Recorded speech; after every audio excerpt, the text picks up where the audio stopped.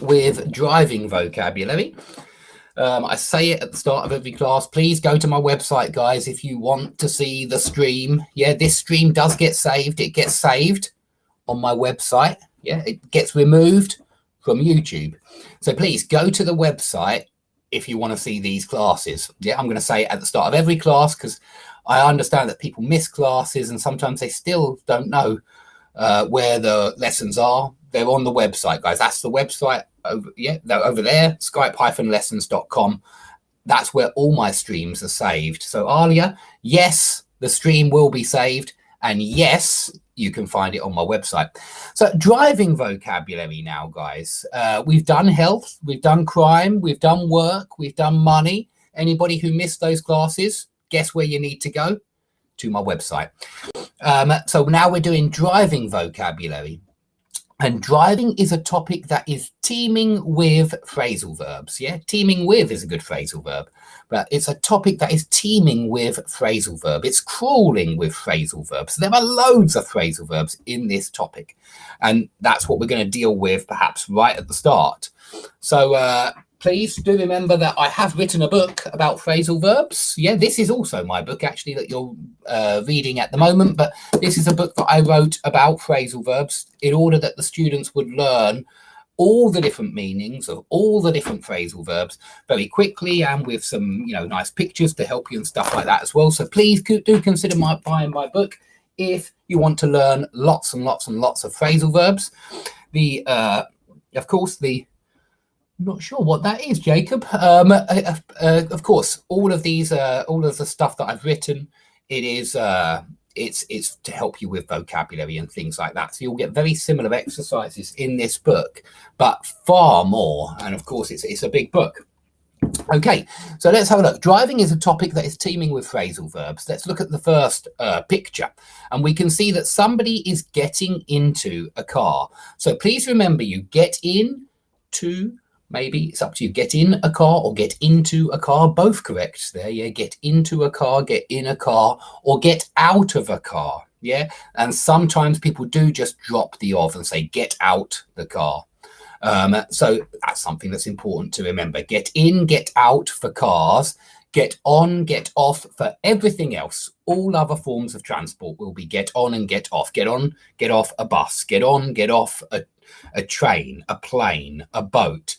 The only other vehicles that you get in and get out are slightly bigger than cars. So, for example, you get in and get out a van, and you get in and get out a lorry, because they're still vehicles. They're still places where you get inside the capsule to drive.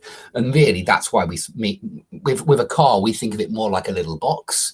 And with all other forms of transport, I think they're more like a platform. We think of it as get on the platform, get off the platform. So that's why, in my opinion, we say get on, get off for all other forms of transport. So once you've got into the vehicle, it's important to put your seatbelt on. Yeah. So put on your seatbelt is another good phrasal verb, but you could, of course, say buckle up. Yeah, it's important to buckle up. And that means put your seatbelt on. Yeah. Belt up, you might even say, although belt up means shut up as well. So be careful with that. Belt up means shut up. Buckle up works better here. Before the driver pulls out into traffic, yeah, out into. This is the problem with these driving phrasal verbs. They're really confusing. You've got a lot of kind of out and into. They're opposite prepositions. Why would they be together?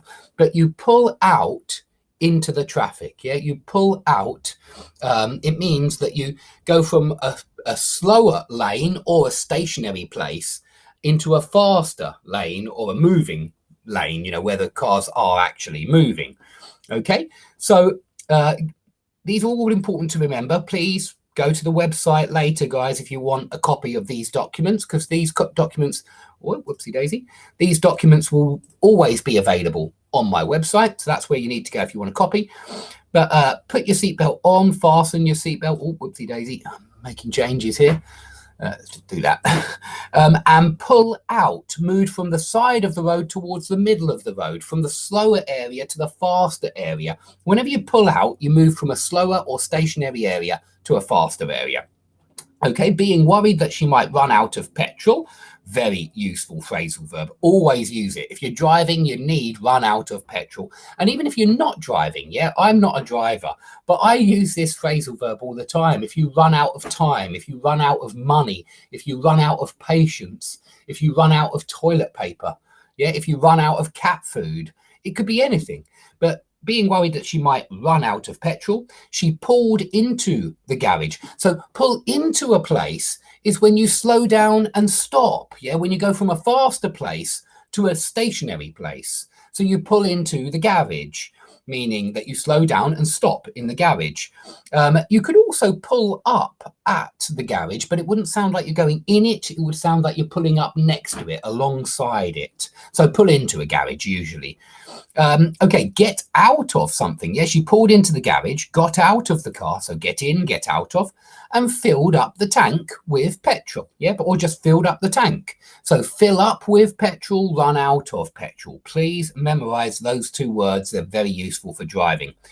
Okay, when the police cars pulled up, drew up, rolled up, all of those would work here, all three phrasal verbs, yeah? And it means gradually slow down and come to a halt, yeah? Draw up and roll up are synonyms here. So when the police cars pulled up, it just means stopped outside the house, basically. Outside our neighbour's house, I feared for the worst. Okay, so that's pull up, draw up, or roll up. The driver was pulled over. I'd say these are slightly differently. It's slightly different, actually. If the pull over just means the policeman stops you, flag somebody down, that just means the policeman waves his arm so that you stop. So slightly different, but very much connected. So the driver was pulled over by the policeman. He was flagged down by the policeman, or she was flagged down, as she had driven through a red light. So if you drive through a red light, I'm sure you understand what that means. It means go through it when you shouldn't. You should slow down and stop at a red light. Okay, if you are feeling sleepy, I recommend that you pull over immediately. So this pull over, it means to stop. Yeah, it means to stop at the side of the road. I recommend you pull over immediately. You could say, I recommend you pull up immediately, but pull over sounds more natural to me. And although you could say pull off the road, pull off is a transitive verb with an object. So you pull off the road, you pull over, intransitive, immediately. Otherwise, you may end up nodding off, dozing off, yeah, falling asleep. Both of these, all of these phrasal verbs, they're all in here, guys. Nodding off behind the wheel, and veering off the road. So if you veer off course, you go slightly off course. And if you veer off the road, you go slightly off the road, and it's very dangerous. So yeah, pull over and pull up are very similar, almost synonymous. Pull off something, pull off the road. So leave something, leave the road. Nod off is doze off or drop off. And veer off means change direction slightly, usually so that you accidentally leave the road and crash. Okay, next one, slow down. You will need to turn off at, weird one, eh? The next junction. So turn off at the next junction, it means leave at the next junction. So pull into, yeah, move into the slower lane. Pull into means kind of to go into somewhere that's slower or stationary. You know, it's move into that place, but usually you pull into the slower lane, not the faster lane. You normally pull out into the faster lane, but pull into the slower lane. Okay, I hope that's clear. Let's see if anybody's been talking to me in this time. Not sure what that means. What does that mean? What does this mean? Super chat, €2. Enjoy your meal. Does that mean somebody sent me €2? I'm not sure. Anyway, guys, help me out here. I've never been sent €2 before, so I'm not sure. And I'm not sure exactly how I claim that €2. But really, guys, I don't want you to send me money for anything except what I've written for you. Yeah, I like to sell students stuff rather than ask them for donations. It's not my style, guys, not my style. You'll never see me with a Patreon link or any of that rubbish. But I do have something you might want to buy if you're a student of English. So let's come back to the next exercise. So fill in the missing prepositions. I'm going to take these out for you on my website, and you can fill them in when you're, whoopsie daisy, let's get rid of that. And then you can fill them in on my website, yeah? So let's have a look. We'll just go through these ones, and then I'll have to stop because I've got my Italian student coming soon. So the driver got into his vehicle, buckled up, put his keys in the ignition, revved up the engine. That means rum, rum, rum, checked his mirrors for approaching vehicles, and then carefully pulled out of his parking space. Yeah, nice and clear. The police decided to pull the vehicle over because it was being driven recklessly. Driven recklessly means driven badly and without due care and attention, yeah, without any kind of, without being careful. If you fall asleep at the wheel, you may end up veering off the road. So to veer off, it literally means that, just to veer off course, to veer off the road. Unfortunately, we turned off at the wrong junction, got lost in the town centre, and then ran out of petrol. Happens sometimes. I have been waiting for 30 minutes for my mate to pick me up. So that's a very useful phrasal verb for driving. You pick somebody up at the airport, and you drop somebody off at the airport if you let them out of your car and you give them a ride to the airport. So pick somebody up and drop somebody off. They're almost synonymous, antonyms. Yeah, if you pick somebody up, you collect them from somewhere. If you drop somebody off, you leave them somewhere. So I was relieved when his car finally drew up, pulled up, rolled up outside. Unfortunately, we broke down on the return journey. One of the tyres got a puncture, so we had to pull over and fix it. Fortunately, we had a spare wheel in the boot. Yeah, very useful vocabulary here. A spare wheel is an extra wheel in case you get a puncture. And the boot is where you keep the spare wheel or any luggage. As I was pulling into the parking space, so you pull into a parking space, I got distracted by some pedestrians and scratched the side of the car. Lastly, you'll need to fill up with petrol before you head off, yeah, on such a long journey. So head off is another good phrasal verb. So you can see that this topic is absolutely crawling with phrasal verbs. Yeah, there's loads and loads. There are loads and loads and loads of phrasal verbs. So if you do want extra practice, consider buying my book. Yeah.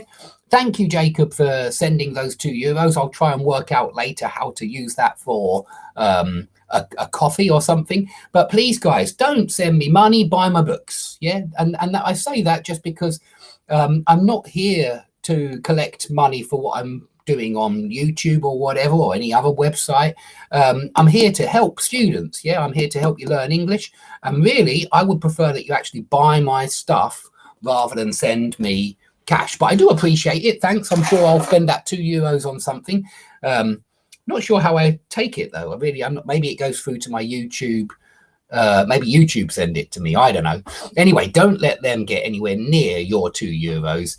Do just come to the website and buy my PDFs, or I mean, I've actually got PDFs for as little as €2, and so you can go and buy one of my TV show lessons if you want to make a small donation. But I'm not interested in donations. I want you to buy my stuff.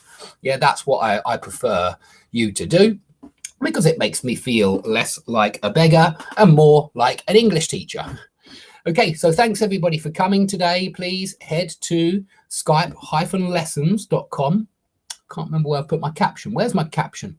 There it is. Do I show it like that? Yeah, there we go. Head to skype-lessons.com. Yeah, the one over there. If you want all of these exercises, and if you want to buy anything from me, please do head to my website. And if you want me to check your essays, this is something else that I do. I think you get much better value for money if you come for classes. But if anybody would like me to check their essays and make a video on the corrections, then please do get in touch. Okay, thanks everybody for watching. I'm going to have to dash now because I have a class, but I hope to see you all soon.